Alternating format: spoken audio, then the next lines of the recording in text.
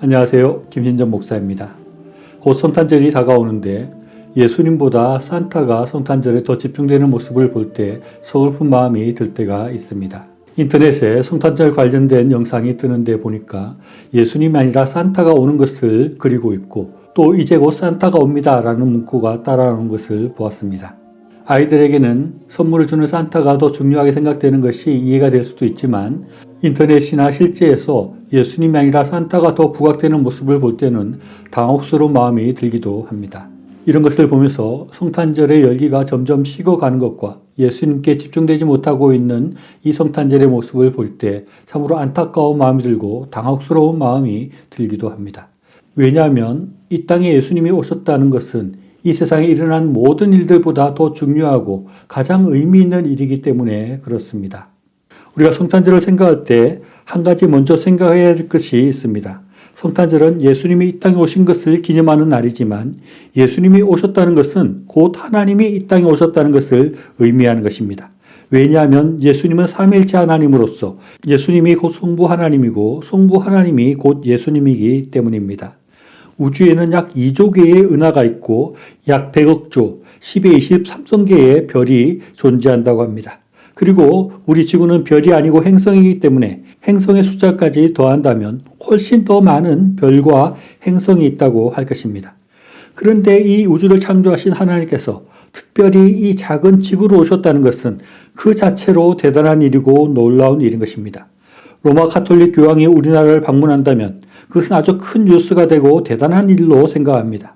그런데 이렇게 큰 우주를 창조하신 하나님께서 이 지구로 오셨다는 것은 그것과는 비교될 수 없이 큰 일이고 대단한 일인 것입니다. 제가 이렇게 우주의 사진을 보여주면서 성탄절을 말하는 것은 예수님의 오심, 하나님의 오심을 막연히 추상적으로 생각하지 않고 조금 더 구체적이고 실제적인 사건으로 생각해 보기 위함입니다. 하나님이신 예수님이 오신 이 성탄절을 기념하고 축하하고 기리는 것은 어쩌면 너무나 당연한 것이라고 할 수 있습니다. 이것은 우주 전체 역사적으로도 대단한 일이고 지구 역사로 생각해 보면 그 어떤 것보다 중요한 사건이기 때문에 그렇습니다. 그렇기 때문에 우리는 이 성탄절의 의미를 더 깊이 생각하고 예수님의 오심을 더욱더 기뻐하고 감사해야 할 것입니다. 마태복음 1장 21절에서는 예수님의 오심의 이유를 이렇게 말씀합니다.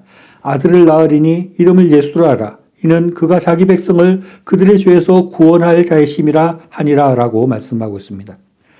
이 큰 우주 가운데 하나님께서 유독 우리 지구 가운데 사람을 살게 하셨는데 사람들이 죄를 지어서 모두 죽게 되었다는 것입니다. 그래서 하나님께서 하나님 자신이기도 한 하나님의 아들 예수님을 보내셔서 우리의 죄를 모두 짊어지고 죽게 하심으로 우리를 구원하셨다는 것입니다.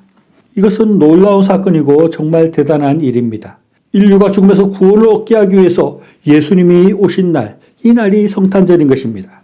그리고 예수님이 오셔서 우리 죄를 위해서 죽어주심으로 우리가 구원을 얻게 되었고 나아가서 하나님과의 관계가 회복되어서 다시 하나님의 자녀가 되고 우리가 천국에 들어갈 수 있게 되었다는 것입니다. 이것보다 더 중요한 일이 어디 있고 이것보다 더 기념하고 축하할 일이 어디 있겠습니까? 마태복음 1장 23절에는 이런 말씀이 있습니다.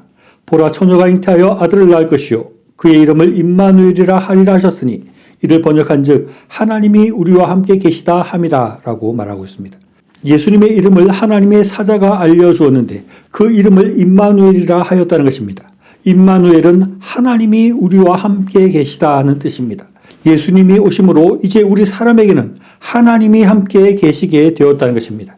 이것은 너무나 중요한 일입니다. 예수님이 이 땅에 30여 년간 계셨는데 그동안에는 이 지구에 하나님이 함께 계셨던 것입니다. 그리고 요한복음 14장 16절로 17절 말씀 보면 예수님이 이 세상을 떠나시고 나서 보혜사 성령 하나님이 우리와 함께 계신다고 말씀하고 있습니다. 그래서 예수님이 오신 이후에 하나님께서 이 지구에 우리와 늘 함께 계시는 것입니다. 예수님은 가축이 사는 곳, 또 동물의 먹이통에서 태어나시므로 가장 낮고 천한 곳에 오셨다는 것을 보여주었습니다. 이것은 예수님이 특별하고 대단한 사람들에게만 오는 것이 아니라 가장 낮고 가장 가난하고 가장 보잘것없는 사람에게도 오셨다는 것을 말씀하는 것입니다. 누가복음 15장 3절로 7절에서는 예수님은 양 한 마리를 잃어버리면 99마리 양을 들에 두고 그 한 마리를 찾을 것이고 그 양을 찾고 기뻐할 것이라고 말씀합니다. 잃어버린 양이란 어떤 양일까요? 무리 중에서 뭔가 좀 부족하고 온전하지 못해서 낙오했거나 좀 어리부리해서 무리에서 이탈한 양일 것인데 그런 부족한 양 한 마리도 찾으신다는 것입니다. 이런 마음으로 하나님이신 예수님은 이 땅에 오셨습니다.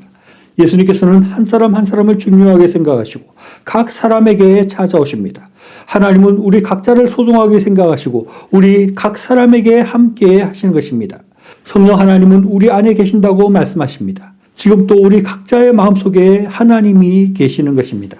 이런 것을 모르는 사람들에게는 산타의 선물이 더 중요할 수 있지만 이런 것을 생각한다면 이 성탄절이 얼마나 우리에게 귀중한 날이고 우리가 얼마나 큰 사랑과 큰 선물과 큰 은혜를 받은 날인가 하는 것을 우리가 생각하고 감사할 수밖에 없는 것입니다. 성탄절은 하나님이신 예수님이 이 지구 가운데에 오신 날이고 우리 각자에게 오신 것을 기념하는 날입니다.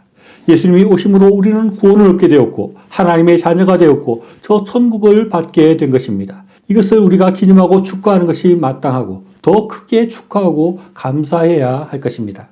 예수님이 오신 이후로 성령 하나님께서 우리 속에 거하고 계십니다. 그 하나님은 우리를 위로하시고 우리를 인도하시고 우리의 기도에 응답해 주시는 것입니다.